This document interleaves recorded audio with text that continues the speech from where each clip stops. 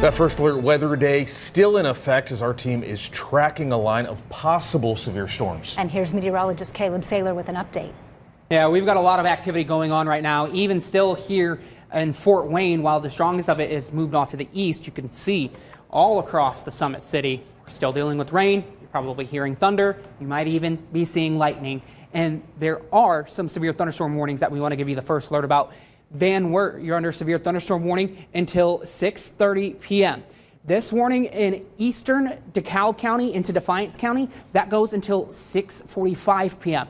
But you can see there's not a lot of warnings left on this map. That's the good news. That line is starting to push off to the east, starting to move out of 21 country.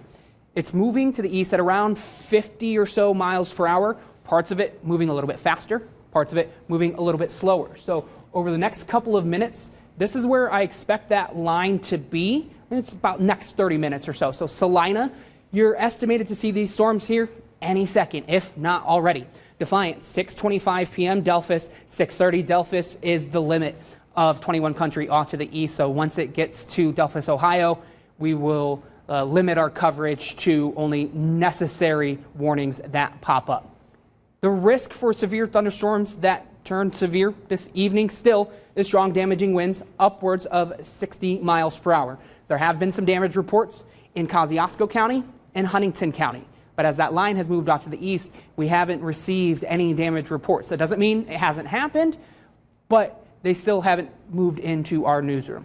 So just keep in mind this evening, 21 Alive First Alert weather app and a weather radio, two of the best ways to receive alerts. Social media, not the best way to receive a weather alert unless you're watching a live stream. So just keep that in mind this evening. Those of you that have the 21 Alive First Alert weather app, thank you for sharing the photos when it's safe. We've seen some photos of hail. This is from Felicity Gardner near South Whitley.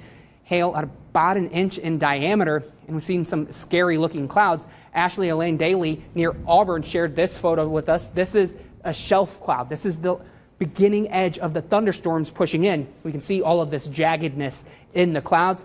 It looks really scary, but it's not anything that we need to be concerned about. When you see that jagged edge, it usually isn't rotating. So if you see rotation, that's when you really want to be paying attention.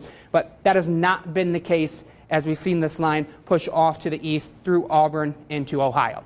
First alert future track showing by about 7:30 or so the most intense activity off to the east out of 21 country. Still, a thunderstorm is possible throughout the evening, but beyond 8 o'clock or so, the most intense activity begins to dwindle. As we get into your Thursday, still a scattered rain shower possible on Thursday morning, a little bit closer to lunchtime. Maybe a rumble of thunder here. That's what this area in red is denoting. But as we get to the afternoon, the evening, Friday, we're expecting much calmer weather. So how much rain are we talking through this evening and then into Thursday? Well, this evening, additionally, what's on top of what's already fallen, we could be talking about 3/4 of an inch, and then a few more showers bringing in another 1/10 to 1/4 of an inch. So some pretty soggy conditions over the next 24 to 48 hours. Probably can hold off on watering the plants. Let's talk about temperatures now. By the time you wake up in the morning, temperatures will have dropped down into the mid-60s, around 64 degrees. We're warming up near 80 for the high on Thursday. Our first alert future temperatures shows that temperatures around 5, 6 o'clock only at 75. I think we're a little warmer than that. Same case for Friday.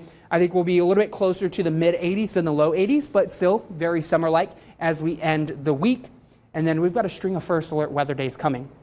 That's because we're tracking the possibility of some dangerous heat. Saturday, a high of 90 degrees, not a first alert weather day.